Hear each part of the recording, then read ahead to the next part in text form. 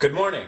I'm Bob Stagnitto, and the following is an informal chat that I recently had with David Parker and Dawn Lester, who wrote this amazing book, which I'll put on the screen here for you, which you've probably already heard of.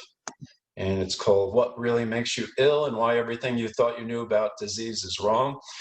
Almost 800 pages, chock full of information that can help you stay well, get healthier. Anyway, highly recommend it. Anyway, the video begins with David asking some questions about pleomorphism and what is observed on a dark field microscope. So we'll let it roll from here. Hope you enjoy it, and there will be more coming up, I'm sure. All right, you take care. I'm particularly interested to chat to you to see what your ideas are on. I know they talked about it, or Andy talked about it with Bear Lando. These little specks of light, as they call them. Right. Now, to my knowledge, I've made a note here to see whether you agree with what I'm thinking. Okay. I'm sort of thinking little specks of light, protids, somatids, ions, and microzymas are all the same thing. Yes. They're all the same thing. Yeah. So that's good, and it's a pity that was not brought out more in these other conversations. But I'm interested what you think these little specks are in their initial stages. I mean, I know we're probably going to move into the realms of what life's all about, really, and quite what they are. I mean, I've got an idea that I'd like to just put to you to see what you think. So, yes, it's to float an idea to you, really, because in the past, Dawn and I, as you may know, we wrote a little book called many years ago about the nature of reality. And of course, we have an understanding that this reality that we experienced, has its origins in consciousness, or at a certain level of energy. Some people might want to say life is electric or whatever.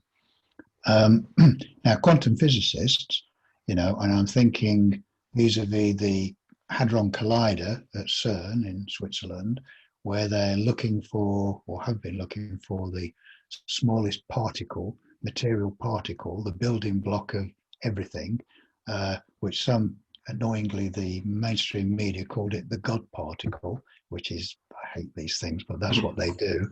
But scientifically, they call it the Higgs boson particle, which they have never found, of course.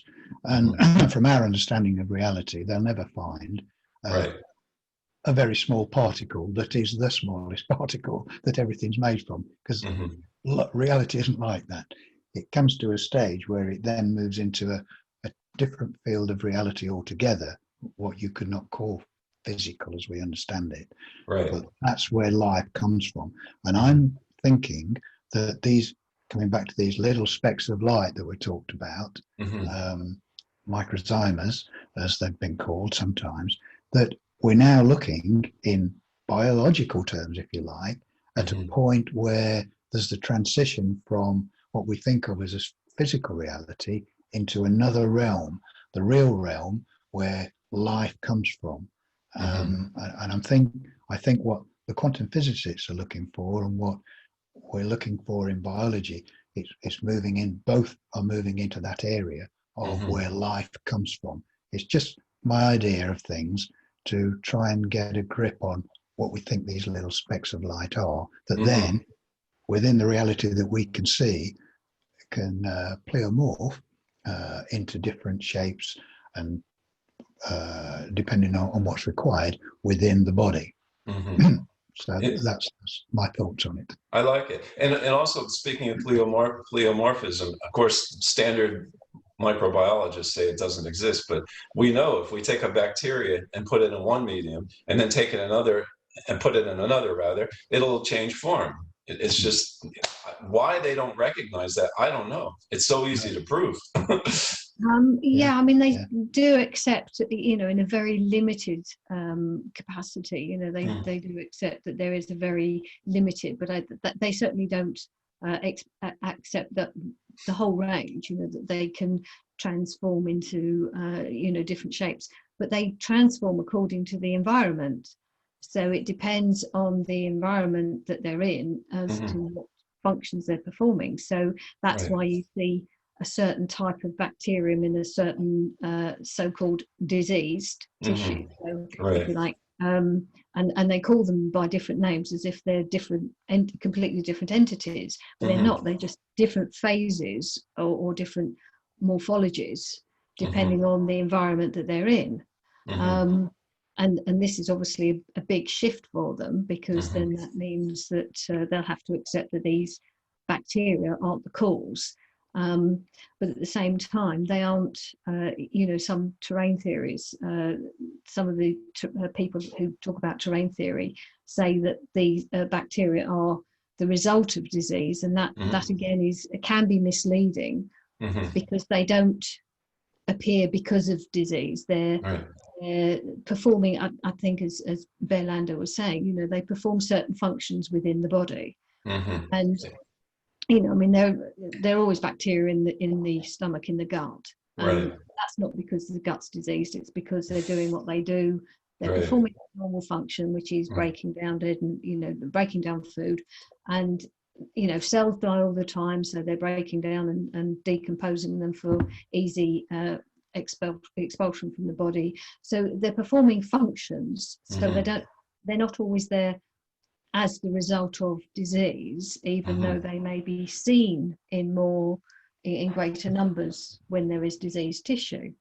But it's a fine line, and it sounds like it might be nitpicking. It's not really, but it's actually making things as clear as possible, and that's really what we try and do as much as possible in our work, is to make things as clear as possible. And so, and I think bacteria aren't there because of disease. They are performing functions, normal functions that they perform all the time, and when they've done that particular function, then they change their form and go around the sort of cycle of life. But the other thing with these specks of light is I wonder, again, we've been talking about the connection with everything being electrical. So again, whether there's that if you like, kind of energy kind of sparks into electricity that then, because we know the body is electrical in nature. So these sort of the electrical forces that then morph into kind of actual particles. I think, again, speculation, that there's no evidence, but it's clear. There is, to a certain extent. I mean, if we come back to the sort of quantum physics bit again,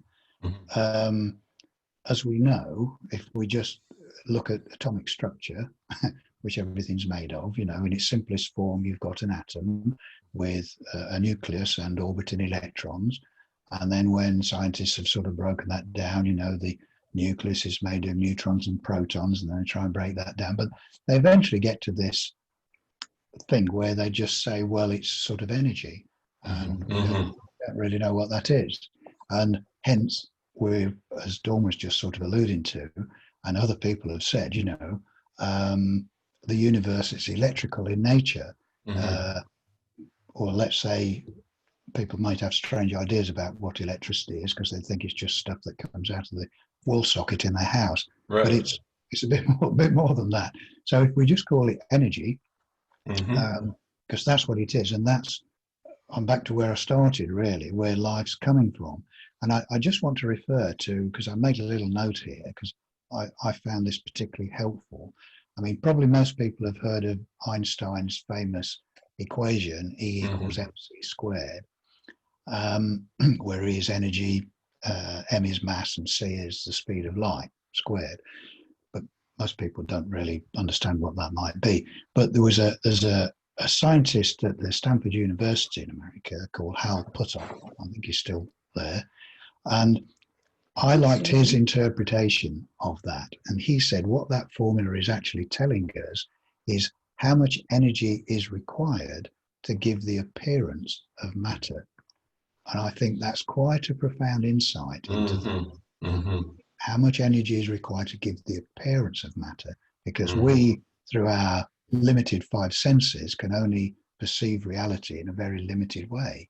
Right. And so we're back to looking at these little specks of light. That's the only way we can perceive it, because the stage prior to the little specks of light, we can't detect with our senses, but that's where light really starts. And then we see its cycle, which we refer to as pleomorphism, as it goes through this cycle, which it's doing all the time, to my understanding.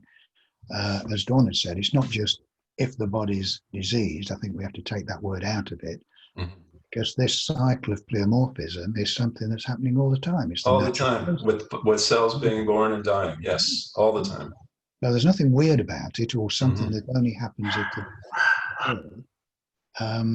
it's a natural process of life in the body. So it can get a bit esoteric when you go back to these little specks of light and what they are, where they come from. But I think with an understanding of how strange the nature of reality is a little easier to understand what they could be.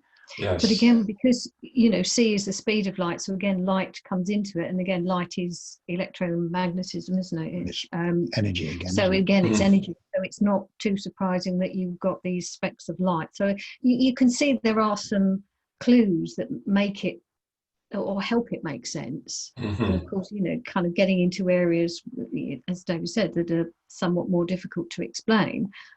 But to know that the fundamental, whatever it is life, or of life, is not an actual bit. It's not an actual particle. It's not a piece of something.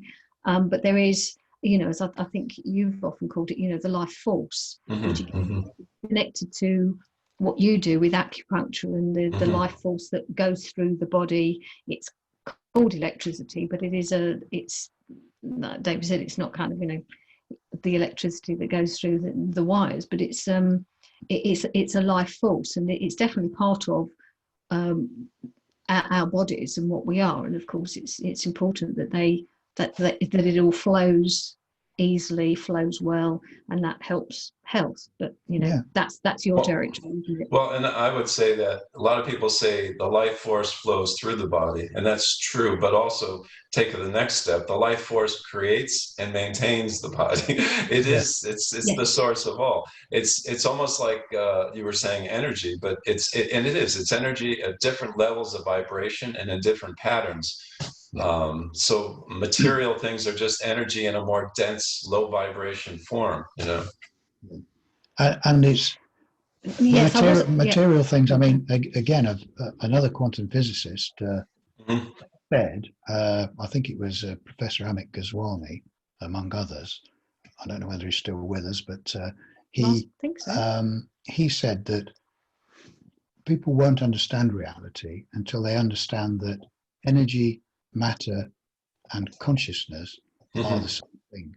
Yes. And again, quite a profound thing to say from anyone, but particularly from a quantum physicist. Yes. Energy and consciousness are the same thing. And we often tease people when we're talking about the nature of reality to sort of say that when you can discover what a thought is made of, then reality is made of. And yes. That's a good one. Yeah. I'm going to do, so go ahead, Dawn.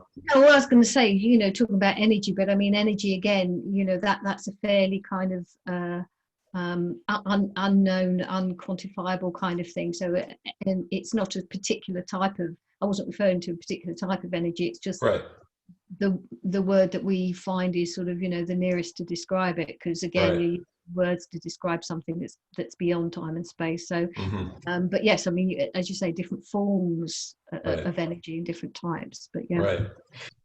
Okay, so from our point of view, and I guess yours, Bob, what we were sort of keen to do, because there's lots of, and we get asked, we were asked in an interview only the other day, if we could explain the difference between germ theory and terrain theory, and which we think we did. Or so it's obvious to us that there's quite a bit of confusion around in the general public, and I think also in the so-called alternative public as well, as to quite what some of these things are. And that's why I was quite keen to sort of put those names together, which we spoke of earlier, whether it's specks of light, protids, somatids, bionts, and microzymas, to make it clear that they're one and the same. Because depending on who the speaker is, they may use one or other of those names. And I think to the general public, it's very confusing. They think it's something different. Are these different bits? Or what are they? Right. So I just wanted to state it there that they're all the same thing. It's just that it might be some different person, whether it's Béchamp or Gaston Naissance, who's used a different name. Absolutely. But they're talking about the same thing. And that they're a natural part, as we've already said, they're a natural part of a pleomorphic, I'll use that word, I don't know if it's a proper word, pleomorphic system that's going off in the body all the time. It's all part of the repair and maintenance mechanism of the body. It's a natural process. And that, again, for anyone who's not quite sure what we mean when we talk about pleomorphism, it's just the ability to change shape, to inform, and to then perform different actions. Yes. But multiple forms, not just, one goes into one different form. It's, that it's a whole series of different forms. Which the body does, depending on what the job is that it's got to do. And it will change its form, morph into a different form, or a really clever system, really, morph into a different form to carry out a particular task, and then will change again.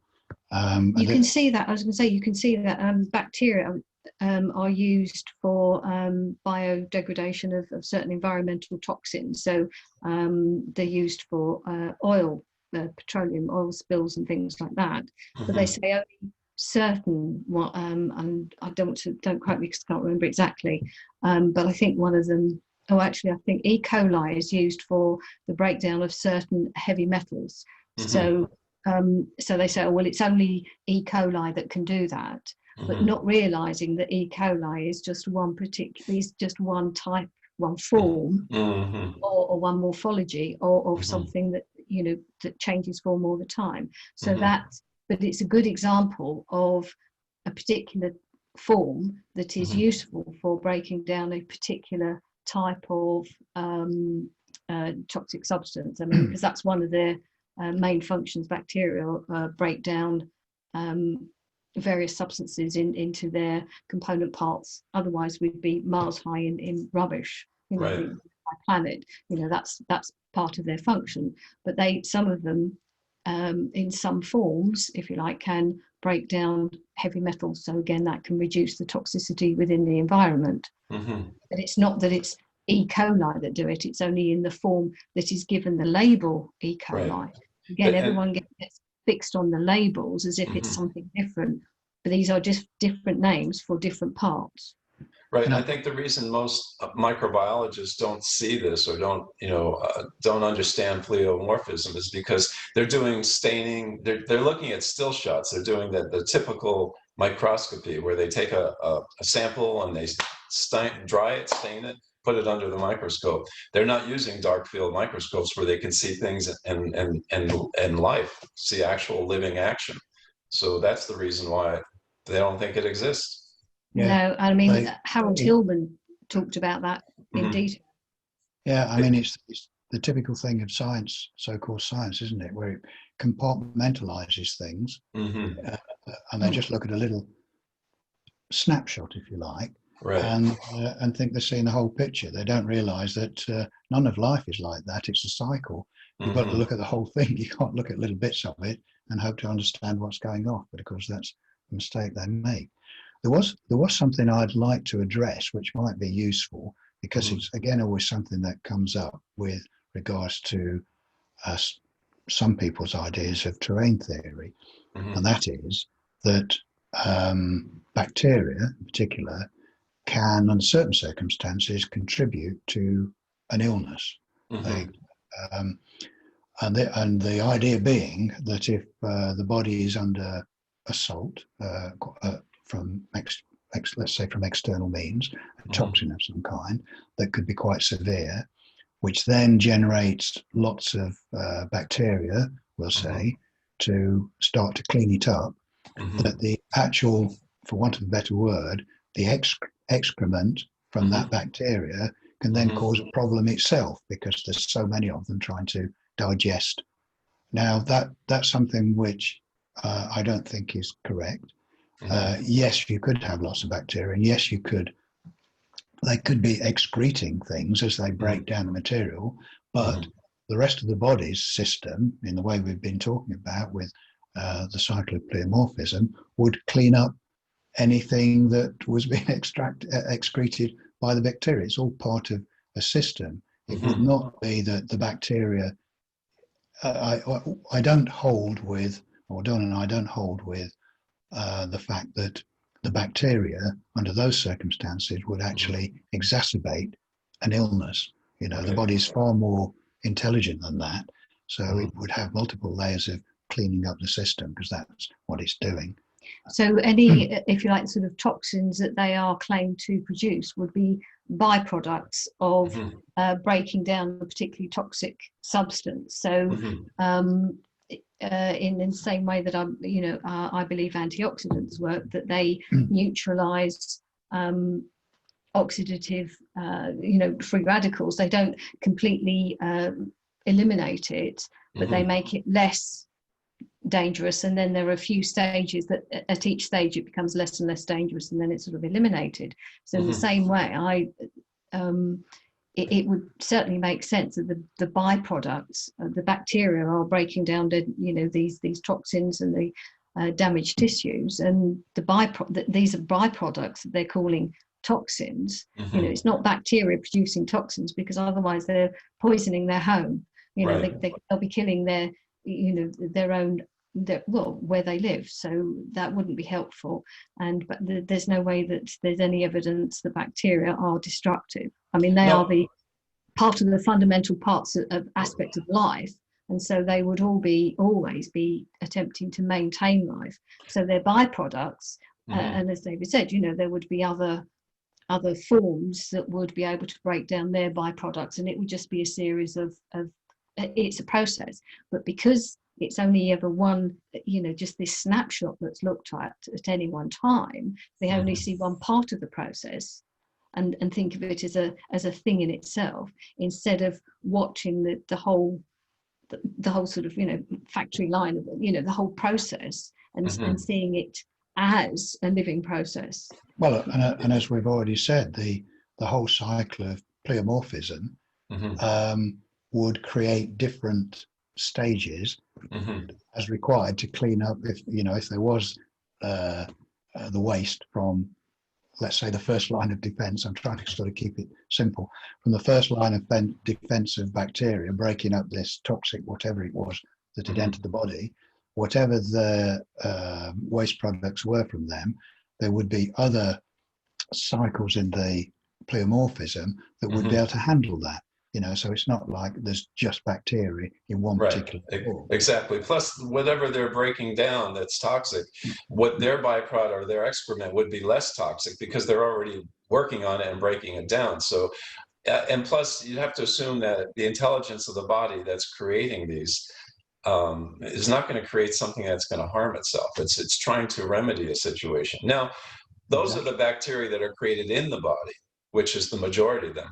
I think maybe sometimes people are referring to, for example, if you were to eat some kind of food that's filled with poisons, it's spoiled, and it has bacteria in it. This is a foreign bacteria. This is a bacteria that's coming from the outside, which the bacteria itself, again, is not causing anything. And maybe it's not even their excrement as much as the toxins that are still resident in that food you're eating. You know what I'm trying to say? Which can create an imbalance, maybe cause diarrhea, whatever. The body says, I want to get this out of here because it's not food, it's not good.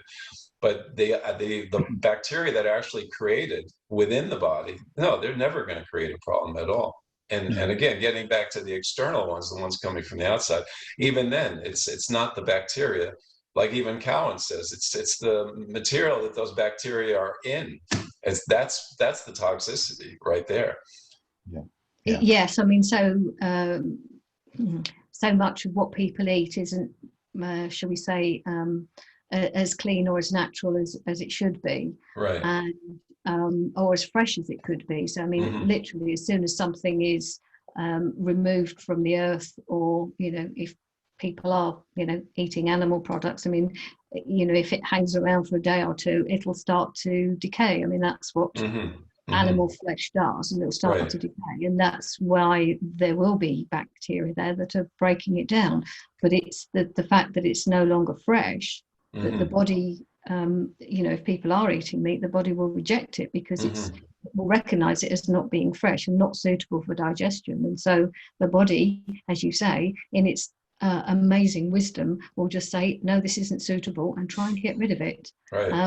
So it's, no, as you say, it's not the bacteria, it's the actual something else in the food, or it could be the toxins. I mean, if it's something that's grown in a pesticide, or fertilizer, or GM or Roundup, or whatever it is, all this, so many different types of toxins that are possible, and even manufactured food, all the different chemical flavorings and colorings and goodness knows preservatives and all the sorts of things. But I mean, even preservatives by definition are toxic, because they're supposed to keep the food safe from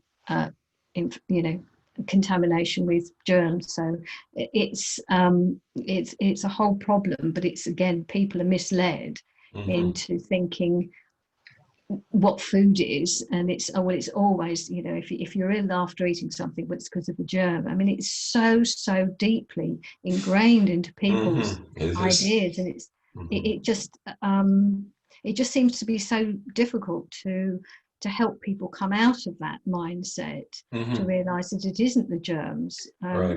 It's quite a big deal. But as you say, that they aren't germs. It's part of a natural cycle. It's part of life. That these are the fundamental.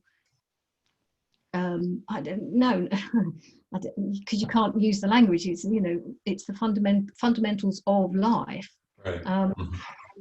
They develop into different things and bits and pieces and whatever labels they're given, and they're seen as the enemy. Whereas, as you say, they're there to restore, to maintain health, and if there's a lack of health, to help restore it, to clean out the rubbish and help restore the body back to a state of health. Plus, anything that would enter the body through a natural means, through inhalation, through the mouth, whatever, if it's not supposed to be there, the body will get rid of it. It'll neutralize it and eliminate it. But when you start injecting people with things, it's like you're bypassing the body's own system of how to deal with something. It's a very unnatural thing. It's like when Pasteur did these experiments where he injected into the brains of these animals these concoctions that weren't even purified viruses or bacteria. They were concoctions with a whole bunch of other toxins and who knows what. And injected into the body, which was causing harm in and of itself. So, I mean, I always say, if you take a pure isolated particle that they call a virus, and you let it enter the body through a normal mode of entry, through the mouth, the nose, it's not going to cause anything. And the same with a bacteria, the same thing. You put a bacteria in through the mouth or the nose, I mean, a pure bacteria with nothing else, no other medium, nothing's going to happen. But they don't do that. They mix it in concoctions and they inject it into the body. The whole thing is just totally taken out of context, and it's not a true proof of anything. No, but I mean, as you rightly say, injecting something into the body and thinking that that's going to create the same reaction as if you get the normal disease. Well, the normal so-called disease, that's under their theory, we know that's not a disease. But under their ideas, but that's not even the way that you get it. So, as you say, it completely bypasses the body's normal systems.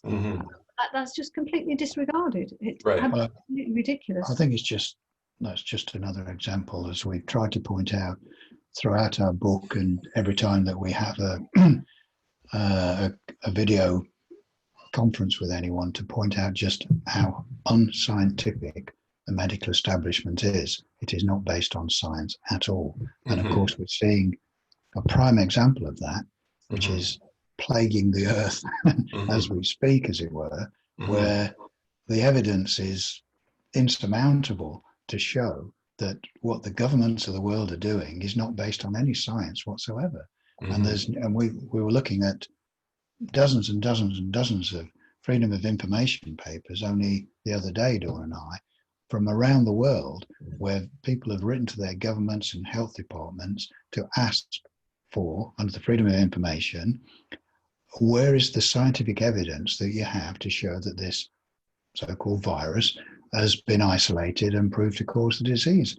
And in every single case, the health departments have written back and said, we don't have that information. It's not like, oh, just one or two. It's every one of them. We've got dozens and dozens and dozens of them from all the major countries. And yet the governments carry on doing what they're doing, aided and abetted by the official health organizations, in complete contradiction to the scientific, or lack of it, information that they've got. And it just beggars belief. And that's why Dawn and I can't understand why they carry on doing these things unless there is some, I have to call it, evil intent behind what they're doing. I can't think of any other word to describe it. It has to be, because they have no science to back it up. So, and they know very well that they're causing untold harm, not only to people's health, but also the cruelty of keeping people away from one another, and businesses going out of business and people losing their homes. So they know this, and yet they carry on doing it based on nothing at all. So that I can only call that evil. And the thing that surprises me most is that more and more people have not recognized that. Yes. They can't see that there is something untoward, even if they don't know who these people are that are behind it, but they must be able to see that what's happening is not only ridiculous, but extremely cruel and dangerous. Here we are, we're still trying to get that information to enough people. So we just keep pushing and hope that with the various little legal challenges, certainly in the UK, there's a particular one that's in process at the moment, and hopefully we'll come to some sort of conclusion before Christmas, which could be and should be the tipping point, because it's a direct criminal challenge, not a private civil action. It's a criminal challenge, so it carries a different weight within the legal system, which is directly against a particular member, well, the health minister in the British government. So they, and there's barristers, senior lawyers that are carrying this case through. So we're hoping that that's going to be the break point where it will show something that the mainstream media are obviously complicit in this fraud, but something like that, if a governmental minister is prosecuted for fraud, which is what they're doing in this particular instance, because it's shown that in the UK, this says, that this health minister was made aware by the governmental scientists that they'd lowered the so-called threat of COVID, this is in their terms, way back at the beginning of the year. They told him this, that we've lowered it to a low level. It's not at a high level of infection. I mean, we know there's no infection at all, but in their terms, they said we've lowered it. And he didn't inform the government of it. And so they went ahead and started with these lockdowns and all the Yes, it was about a week before the lockdown in this country that was it. The level was lowered. So because this information is on the public record, this is why there's a prosecution being put to him, the health minister, because he never informed the government that the seriousness of the level had been lowered by their own scientists. Now, the prosecution is saying if you'd have told the government this, then they would have had no reason to do all these lockdowns and all the damage that it's caused. So it'll be interesting to see how that goes. But the seriousness of the matter, because it is a criminal prosecution, this health minister could end up in prison which would be probably just what he needs, really. Mm-hmm. But that would be the breakthrough, and that would also be something that the mainstream media would not be able to ignore, Right. including the BBC, who's Mm-hmm. been terrible in this. They've suppressed any information whatsoever where someone may say there's a problem here. They just will not let it through at all. Dreadful. But they wouldn't be able to ignore that one. So that could be the crack in the wall, if you like. That could break it all open and reveal it to the public just how corrupt the government has been and how they've lied to the general public about this whole coronavirus nonsense. And of course, that'll snowball out, I think, to the rest of the world. But that's what we're hoping anyway. But it was, I think, only I don't know, a couple of weeks ago, whatever, that somebody, if I remember rightly, is it Dr. Baltimore of the WHO was saying that lockdown measures are not proven to be effective at all. I believe it was fairly recent. So, I mean, the WHO is now just being, contradicting what they've said before. But again, if that's being put out, that should alert the public to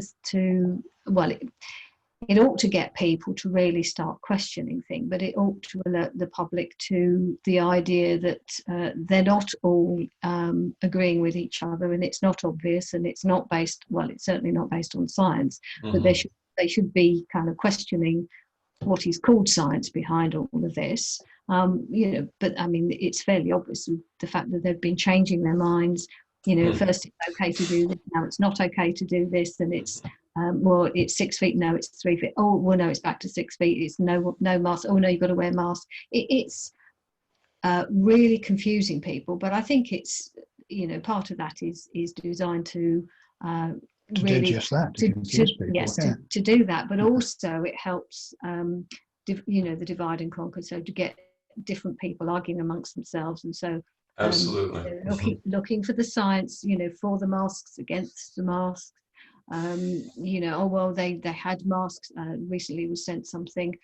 It was amazing that somebody had kept it. It was a clipping from a 1918 newspaper where talking about people wearing masks, or supposedly was a mandate. I can't remember if it was a mandate, but again, recommending people wear masks. So saying, they did that in the 1918 flu, but of course, it's didn't make any difference. Didn't make any difference because again, it's not flu. It's nothing that's spread around amongst people. So that's again, it's nothing to do with the virus, and we know what flu is, but again, it's getting people to really understand that these diseases aren't contagious. People cannot infect other people. That disease is something that develops within the body. It's individual, and you can't pass on. Well, it's symptoms, isn't it? I don't even like to use the word disease. No, because, but it's a loaded term that people think of. That as soon as you mention the word disease, the majority of people think of germs are involved in some way. Right. Yes, but a condition of your body, you can't pass on the condition. I mean, okay, people use sort of different things. Okay, if somebody, for example, drinks a lot of alcohol and the next day they've got a hangover, they can't pass the symptoms they experience of a hangover to somebody else. Absolutely. And again, yes, you're quite right not to call it a disease, but these are the terms that people are used to. So you can't pass a hangover, if you like, those symptoms to somebody else, and that's why every other condition is exactly the same. These are symptoms. It's best to talk in symptoms. Yes, you can't. You can't pass your headache to somebody. Right. Absolutely. And I think when people use the word disease, I can understand them using it in terms of something where you have a real loss of function, like crippling arthritis. You can't say, well, I mean, people have said, I mean, there's doctors that look at it as it's the way the body is compensating for a condition. It's creating limited motion with the joints because that's what it has to do, because there's so much garbage and the synovial membranes aren't producing the right fluids, and there's buildup of particles, toxins, and other debris. But when you look at something like the flu, I mean, there's no way that you would consider that bad. I mean, but people do. I mean, that's a body-initiated process for eliminating a buildup of toxins and debris in the body. And they totally distorted that one. It made it a monster, made it this bad thing that the body's undergoing. We have to stop it by any means. Yes, and again, you know, giving these collections of symptoms labels. So, you know, if it's a particular collection, it's called the flu, or if it's something slightly different, or in fact, it's probably very similar symptoms, but without a fever, then it's called a cold.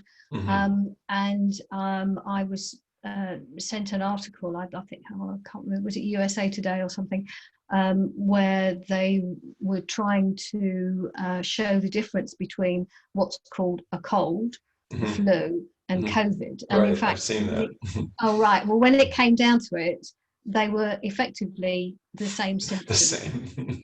Yeah. And so, you know, you can, well, these are not different conditions, but it is, people are, again, sort of so used to these labels, you know, but again, they attach to them. Oh, I've got something. So they hold on to it, like you're saying, is, you know, the way they think that they've got something. And so because they've got something, they could end up, you know, a disease, a condition, a label. They can then think that it's going to do something to them, and they could end up, like you said, with a nocebo effect. You were talking about that earlier. Right. That can then exacerbate that condition because they get into a stressed out mindset, and they believe it's something, and then maybe they read that could make them susceptible to some other condition. And then, you know, and again, with all the fear mongering going at the moment, it's quite easy for people to be made to fear these different conditions, and then look at them and then find it can take them off down a road that they really shouldn't be going down. But it's really, really bad. Well, another thing, in addition to the nocebo effect, which is definitely a big one, if you Google, and you could set the time parameters and bring it, like what I do is I go from January 2000 to January of 2019, before this whole COVID thing, and then ask questions like, you know, can you have loss of taste and smell with a flu? And you'll see it comes up hundreds of times. Yeah, it's a common thing that's happened, you know, but now they make it this unique feature of COVID. Oh, you can lose your sense of taste and smell. Well, it's happened all the time. And the same with hypoxia, having the lungs, you know, having the lungs not be able to carry oxygen. Well, when a flu, because people aren't managing it properly, gets to the point of pneumonia, then yes, those lungs aren't going to be able to take in the oxygen and transport it. So you're going to have a hypoxic situation. And that's happened all the time with flus in the past. Nothing novel about it, you know. It's like, but again, if you type it in on Google now, it'll bring up all the COVID.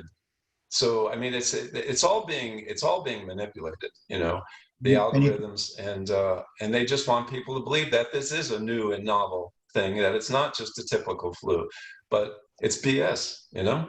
But that's why they had to suppress that Johns Hopkins review paper that you were talking about before. You know, they have to stop the people from finding out that in fact that there are no difference in total mortality. It's, you know, and you can see what's going to happen, can't you, as we're approaching the Christmas period, of course, and particularly as many places, particularly in England, in the UK, have been locked down, so people are just raring to get out there and stop buying their alcohol and having parties and overindulging, as people do at Christmas. Yes. Nothing wrong with that.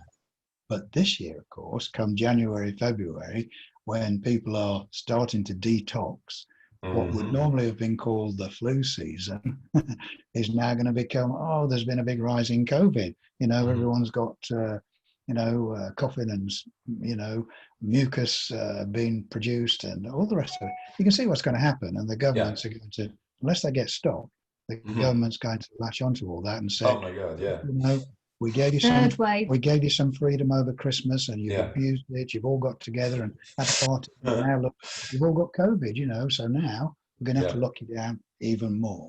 So absolutely. If they're not careful, they're going to walk into it. And I wanted to add about the flu. I mean, the flu never has to be deadly. What makes a flu deadly is how it's managed. I mean, the body's trying to get rid of toxins and debris. It's an emergency effort. If you do the right things, it'll get through it and you'll be much better off for it. But what happens is people panic. They start with the over-the-counter drugs, taking and adding more poisons to the body, trying to suppress the fever, the this, the that. Then if that doesn't work, they run to the doctor and he gives them stronger drugs, and they go to the hospital, and man, they just zap them and maybe even put them on ventilators, and they never walk out. But the point is that the flu is a good thing. It does not have to be deadly if it's managed properly. What someone should do when they have the flu is primarily stop eating. Stop putting anything in your body. That's what all the old-time natural hygienic doctors did. They put them on a fast. Go to bed, stay warm, just drink water, and let your body detox. That's it. But that's not what people do. They panic. You've got the nocebo effect. You've got the doctors, treating them with these harsh drugs, and the hospitals taking it even to one step further with the ventilators, et cetera. So, I mean, it's like they're literally killing people. People are dying unnecessarily because they don't know what it is and they're not managing it properly. Because they have not been encouraged, they've not been given the information that they take responsibility for their own health. It's not about blame. It's not kind of, oh, it's your own fault you're ill. It's not that at all. These are the natural processes. The symptoms are natural parts of this process of, keeping the body clean. Unfortunately, we don't live in a clean environment anymore. And there are, EMFs as well as chemicals that that can affect the body negatively, and every now and then it'll be slightly overwhelmed, and you'll need symptoms to just clear the body out. As you say, understand what they are, and depending on the level, I mean, people should always take rest if they're feeling feeling these kind of symptoms, but obviously with the fever more so. As you say, fast, drink plenty of water, but definitely keep off the painkillers or any of these sorts of things. Like you said, in the 1918 flu, again, because this is compared to, this nonsense is compared to that an awful lot. And one of the things that was actually shown, we've got an article we refer to in the book, is it Karen Starko, talking about, the high dose of aspirin that people were given, way higher than they should have been, and they were the cause of a lot of the really serious symptoms. So as you say, there's a good example, and there's scientific evidence that they were that aspirin, high dose aspirin, was the cause of a lot of people's problems, and illness and death as well. Higher rates of mortality. I mean, but that's only one of them. But again, it's what you were saying about the treatments people take, and obviously aspirin is something that people can take over the counter, so they can self-medicate. Isn't it strange that most of the time, only a doctor can tell you about your health, but you can go to a pharmacist, or you can just take over the counter and self-medicate. That's a whole other issue. But yes, I mean, yes, you're quite right. The whole thing about health is born out of ignorance and fear. Misinformation and fear. And unfortunately, we have an establishment, which is the government and the medical establishment, that misinform people, not only misinform people about health, but administer things that are going to make them ill.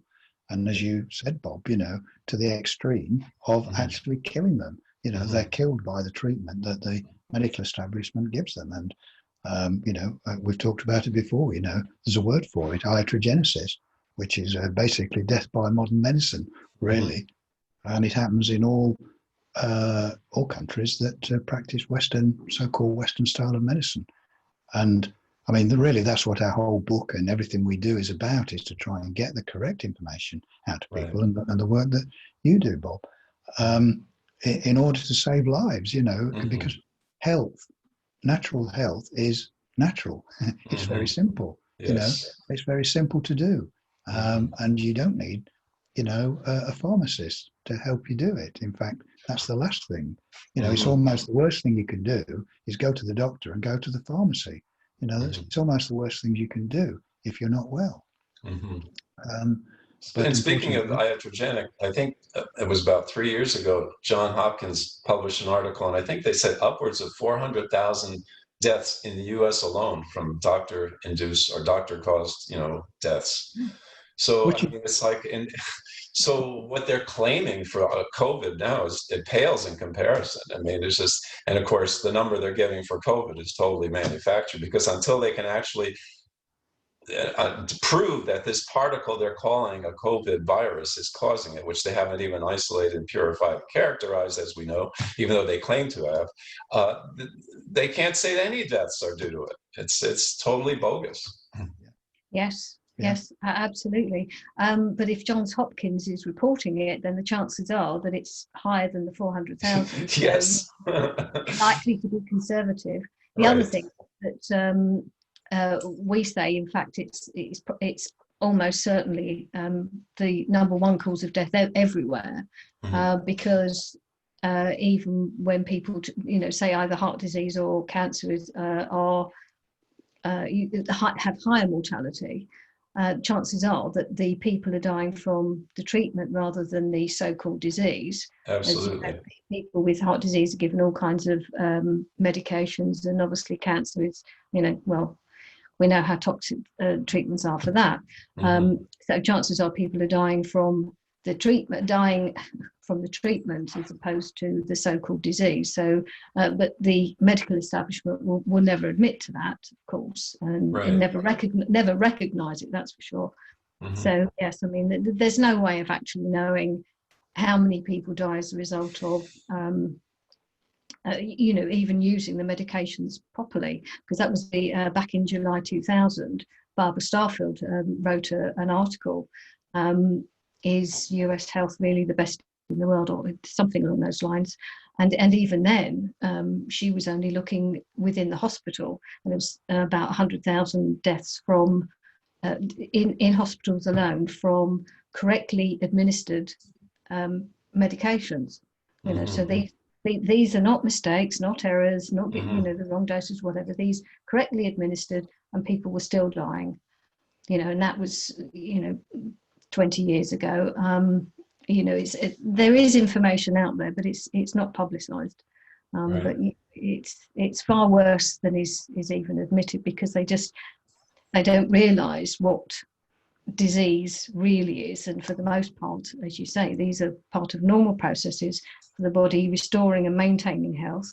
And you think you're taking things to stop those processes, because you're just going to make the problem worse rather than help. Absolutely. Yeah, I mean, that's, yes. I know it's a terrible indictment of the medical system, but, it's... But justifiably so. The information, there's evidence to support it. Yeah. Well, we've covered a lot so far, but what else would you like to cover? Well, I was just going to ask if there were any other particular points, because we've sort of moved around a little bit with this areas, but probably a bit of a general thing. I mean, the main point that we wanted to make is, and talk about, is, which we've done, is the sort of pleomorphism, and how it's a natural process, and to try and clarify how it works, and to clarify some of the different terms that are used for the different stages in it, and particularly to put forward the point about the specks of light, to put forward a theory, if you like, speculation as to what that could be, and to draw that parallel between it and, in biological terms, with the sort of quantum physicists and their quest to find the smallest particle of matter, which of course they're not destined to find, because they still don't understand. They don't understand reality. So quantum physicists don't really understand reality, and the medical establishment don't understand the human body. So we've got a couple of areas of science that are sort of on a quest to find something that doesn't exist. Absolutely.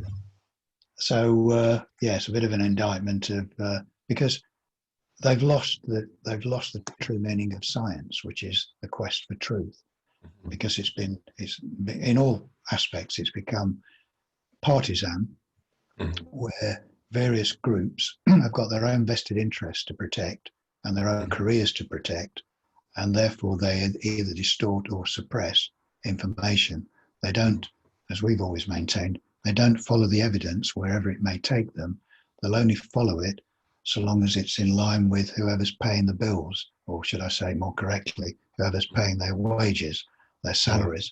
You know, they'll only follow it as far as that, and then they either have to shut up or be prepared to lose their job. And that's the same, unfortunately, in all walks of science as it is at the moment. So rather corrupted. It's not true science anymore. Absolutely. And that's a great shame. So hopefully we can get back to that happy stage where people can be honest and truly follow the evidence. It's certainly the case in the medical field because, you know, with the move to, well, most of what's done in terms of research and science is funded by the pharmaceutical industry, various aspects of it. So obviously they're always looking for some product that they can then produce to counter whatever it is. So it's always in line with some kind of something that they can then manufacture and sell to the public. So there's no real science into understanding health, because that doesn't benefit the pharmaceutical industry. I mean, that's not, I would imagine that's not news to many people, but it's what prevents real scientific research in the field of medicine to understand health, rather than keep looking at these bits and pieces that supposedly cause disease when there's no evidence, you know, and that's why they keep trying to say that, yes, we have isolated this virus, even though I can't prove it. They haven't actually done that. They can't prove it. They can't show it. But they follow procedures that say they've isolated the virus. So they go, well, we followed the procedure, and therefore that's what we found. So it's again. Well, the isolation point, you know, is only part of the story, yes, isn't it? You know, but they haven't even done that. No, they haven't even done that. But exactly. even if they'd done that, you know, to follow Koch's postulates, they've got to do, as you said earlier, Bob, they've got to do the full categorization of it, and then the final stage is to actually be able to sort of introduce that purified viral particle into a living creature. Right, exactly. And it's supposed to cause the disease, but they've never done that for any virus at all, ever.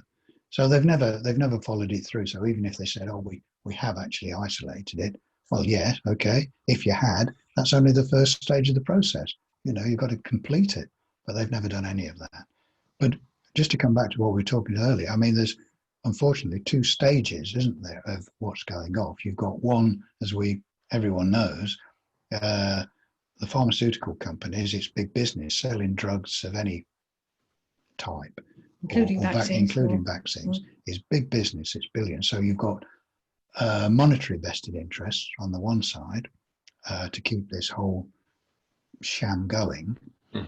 But then the other aspect is this control mechanism. And that's what we're seeing particularly playing out now, because people are so used to thinking that viruses are real things, they're real pathogenic horrors that can sweep the world and make people ill or even kill them.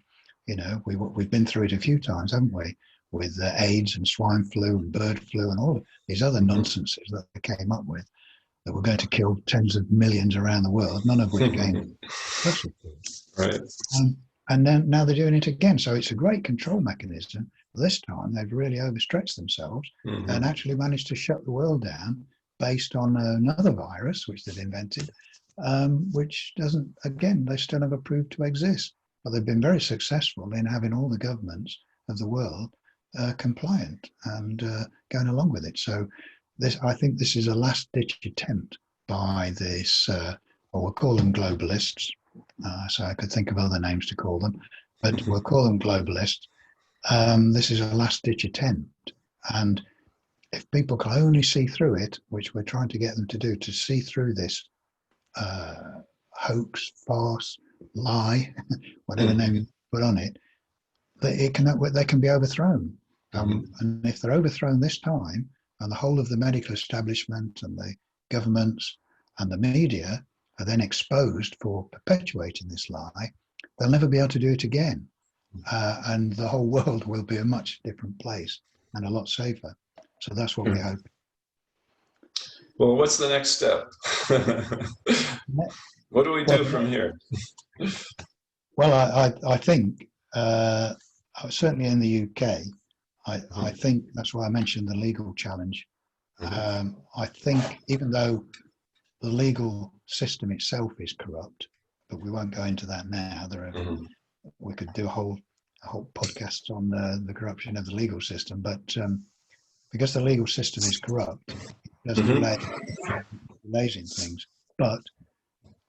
And the barristers in the UK are optimistic that they can carry through this criminal prosecution. And I think, as I said earlier, that will be the turning point. If they can carry it off, which they seem confident that they can, then that will be the turning point, because the whole world will know and see the lie that's been perpetrated, and then everything will change.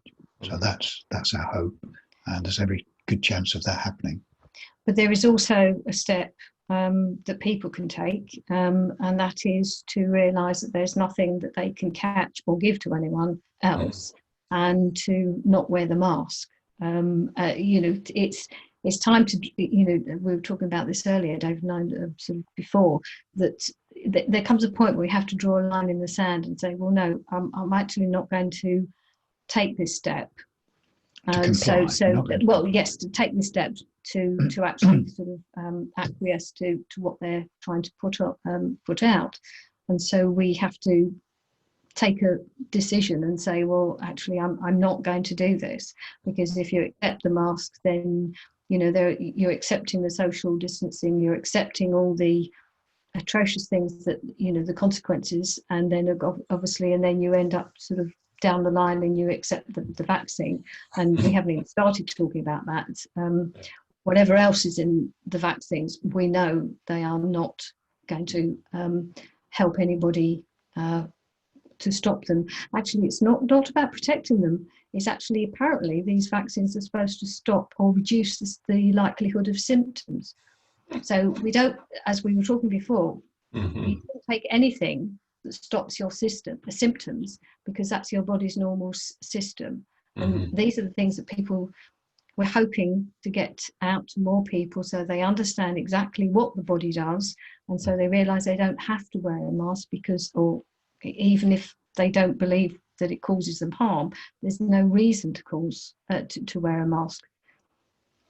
So it's a question of people taking responsibility for their actions and deciding and looking into it and finding out that there's nothing to be scared of, and to not wear the mask, to draw the line in the sand and say no.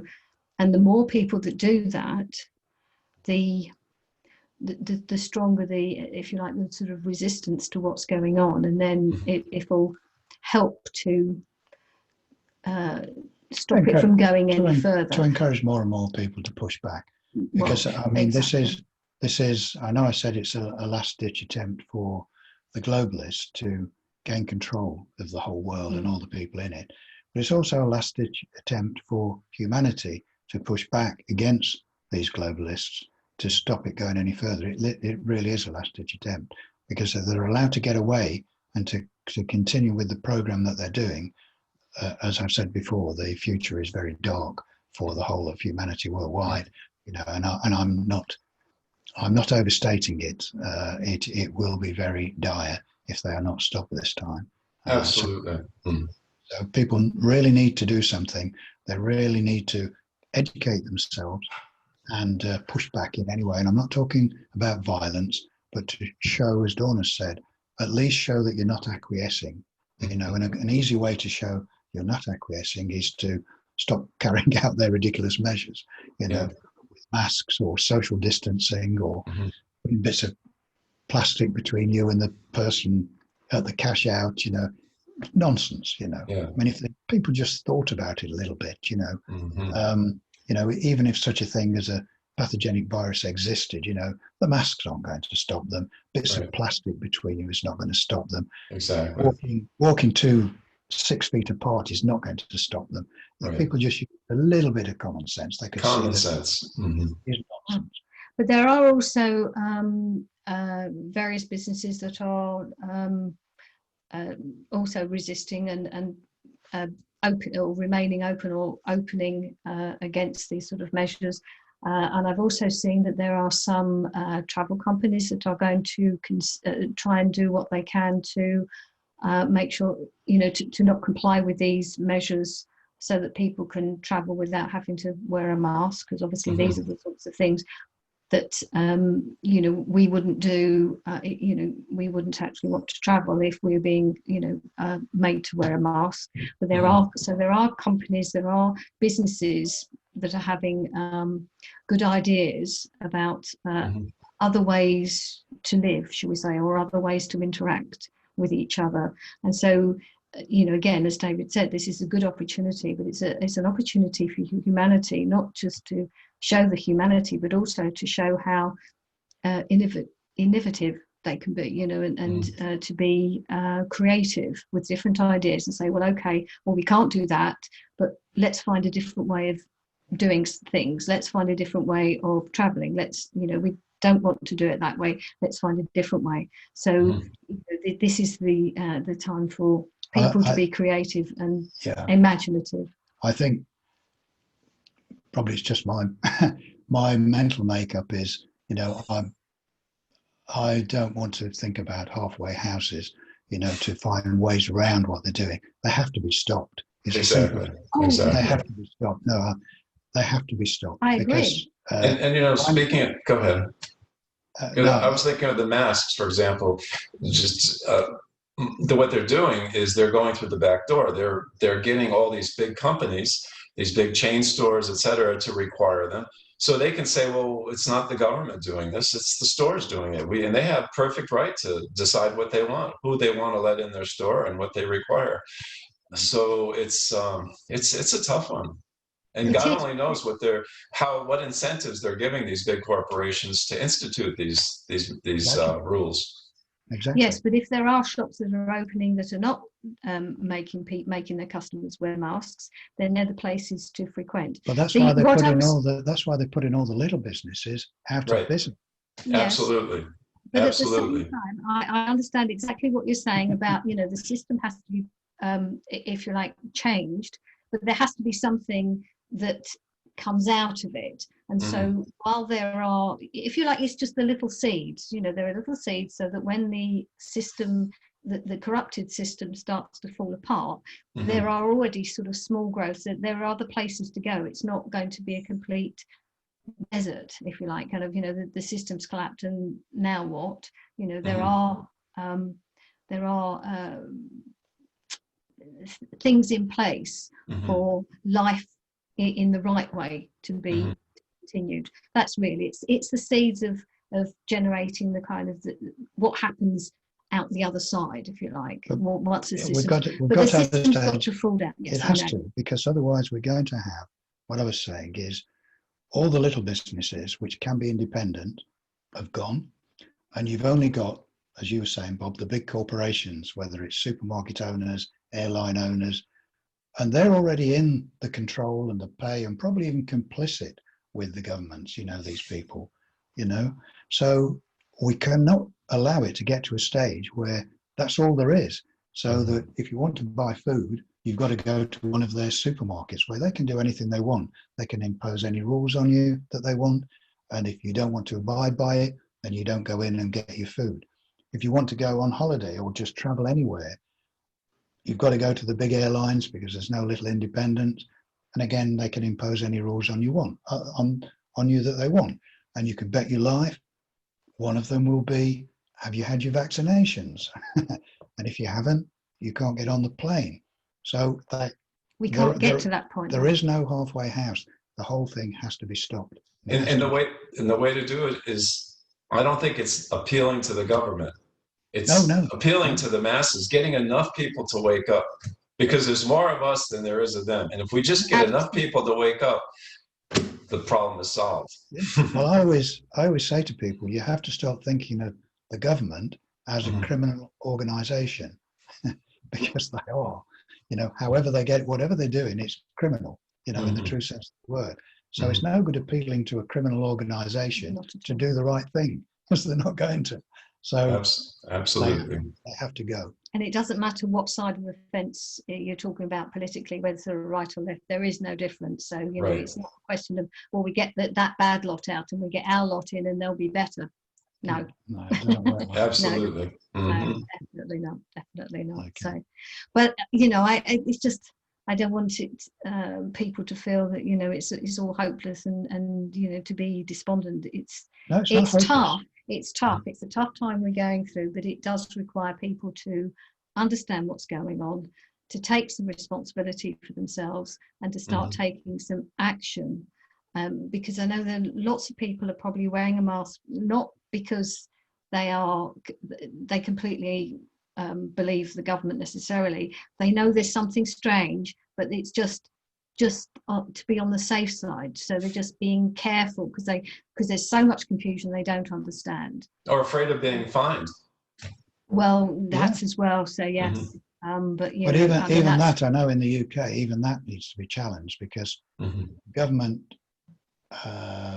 and the media try to make out that these restrictions are laws, and they're not laws, they're guidelines.